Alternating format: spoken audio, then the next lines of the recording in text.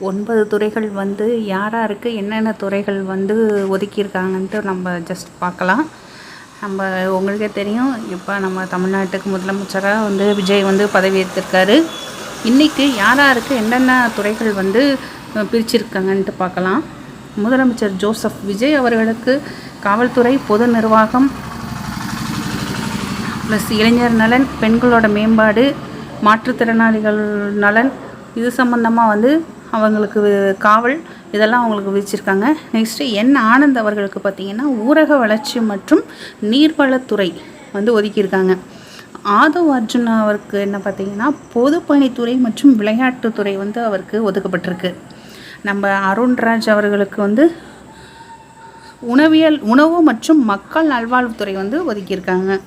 Next பாருங்கள், செங்கோட்டையன் அவர்கள் அவங்க வந்து நீதித்துறை, ஃபினான்ஸ் டிபார்ட்மெண்ட் வந்து அவருக்கு ஒதுக்கியிருக்காங்க. நெக்ஸ்ட்டு பார்த்திங்கன்னா வெங்கட்ரமணன் அவர் வந்து அருண்ராஜ் அவர்களுக்கு சுகாதாரம் மற்றும் மக்கள் நல்வாழ்வுத்துறையும், வெங்கட்ரமனுக்கு தான் உணவு மற்றும் பொது விநியோகத்துறை வந்து ஒதுக்கப்பட்டிருக்கு. சிடிஆர் நிர்மல்குமாருக்கு பார்த்திங்கன்னா மின்சாரத்துறை மற்றும் சட்டத்துறை வந்து ஒதுக்கப்பட்டிருக்கு.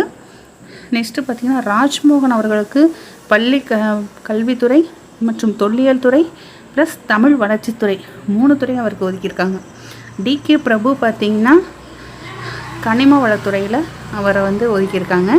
கீர்த்தனா அவர்கள் வந்து தொழில்துறை டிபார்ட்மெண்ட்டில் வந்து அவங்க வந்து துறைகளை வந்து பிரிச்சிருக்காங்க.